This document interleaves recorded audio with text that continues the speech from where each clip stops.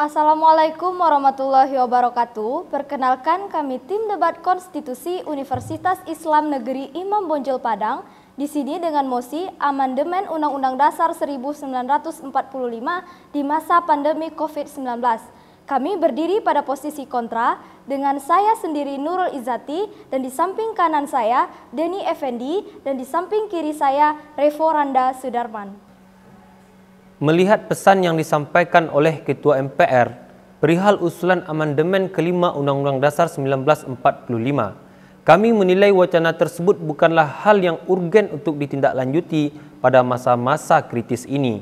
Ribuan nyawa yang sudah melayang, penurunan ekonomi yang signifikan, tidak maksimalnya proses pendidikan, begitulah kondisi yang telah diwariskan oleh COVID-19.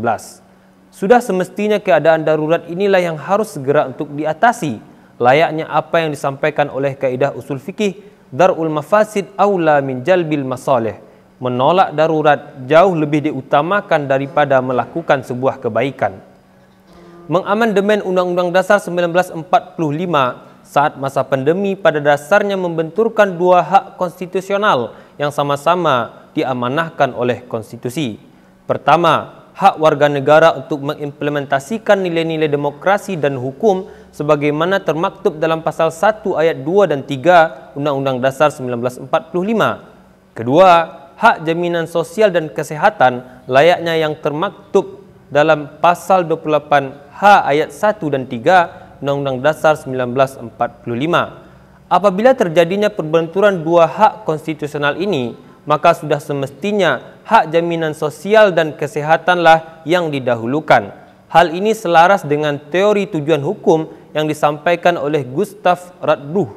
Dia berkata, tujuan hukum itu ialah untuk meraih keadilan, kemanfaatan, dan kepastian hukum. Apabila dibenturkan dua hak konstitusional tadi, maka sudah semestinya hal tersebut selaras dengan teori tujuan hukum yang disampaikan oleh Gustav Radbruch. Dia berkata, tujuan hukum itu adalah keadilan, kemanfaatan, dan kepastian hukum. Apabila dibandingkan antara kemanfaatan dan kepastian hukum, kemanfaatan hukumlah yang berada pada tingkatan yang lebih tinggi. Sehingga melalui teori ini dapat kita simpulkan penanggulangan COVID-19 jauh memiliki manfaat yang besar dan juga penting posisinya ketimbang mengamandemen Undang-Undang Dasar pada kondisi saat sekarang ini.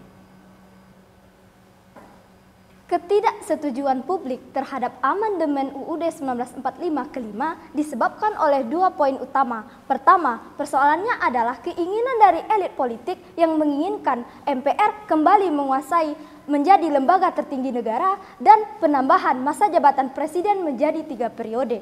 Penambahan PPHN ini malah membuat MPR kekuasaannya berada di atas DPR. Ketidaksesuaian publik terhadap amandemen kelima UUD 1945 disebabkan dua persoalan utama. Pertama, dikarenakan bahwa ditakutkan bahwa MPR akan melakukan dan menempatkan posisi tertinggi sebagai lembaga negara kembali. Kedua, menambah periodisasi dari presiden menjadi 3 periode.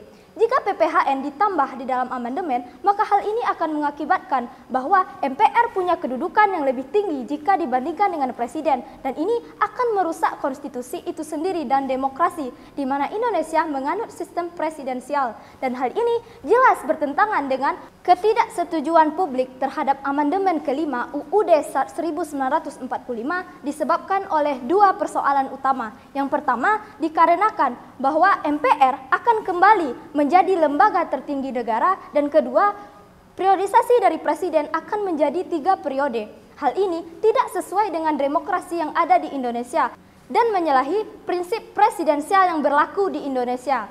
Dengan ditambahkannya PPHN ke dalam amandemen UUD 1945, ini mengakibatkan bergesernya poros demokrasi yang tidak sesuai dengan pembukaan UUD 1945, Pancasila Sila keempat, dan Undang-Undang Pasal 1 ayat 2 UUD 1945.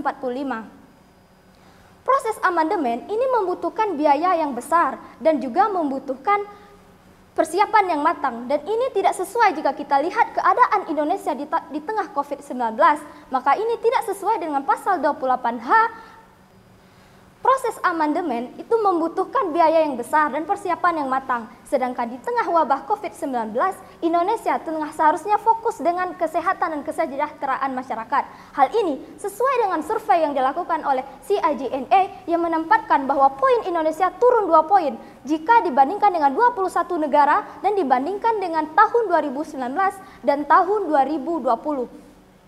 PPHN sudah tidak perlu lagi pada saat ini karena sudah digantikan dengan Undang-Undang Nomor 25 Tahun 2004 tentang Sistem Perancangan Pembangunan Nasional. Maka dengan dimasukkannya PPHN, ini memberikan seakan-akan MPR mendikte apa yang akan dilakukan oleh Presiden.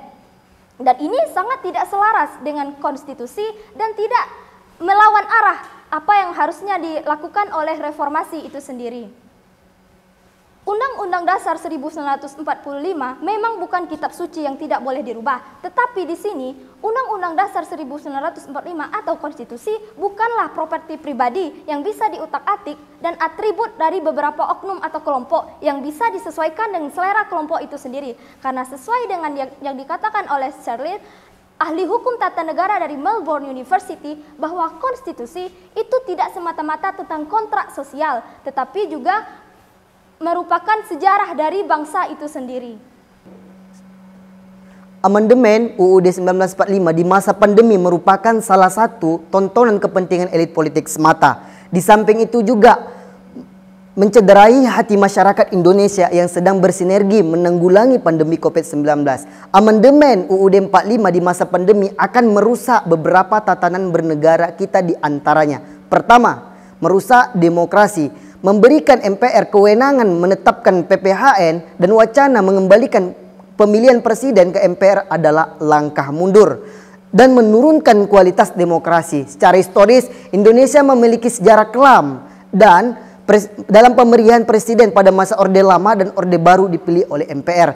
Kedua, mencederai kedaulatan rakyat. Benar bahwa pasal 37 UUD 45 mengatur bagaimana mekanisme untuk melakukan amandemen terhadap UUD 45. Namun apa yang terjadi pada saat ini justru sebaliknya. Substansi perubahan UUD 45 tidak pernah dipublikasikan secara resmi, hanya berdasarkan sosialisasi yang dilakukan MPR. Poin-poin perubahan yang diusulkan MPR dan DPD jelas bukan agenda rakyat karena mekanisme partisipasi untuk melibatkan publik dalam usulan amandemen tidak pernah jelas. Ketiga, bersifat tidak mendesak.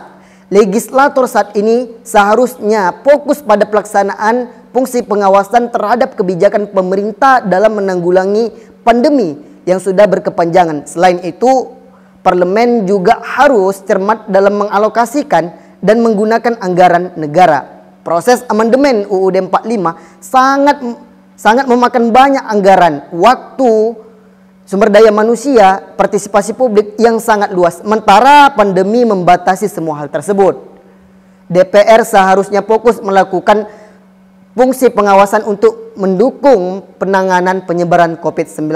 Begitu juga dengan DPD, seharusnya fokus untuk memastikan konstituennya di daerah mendapatkan layanan dan ke DPD seharusnya fokus untuk memastikan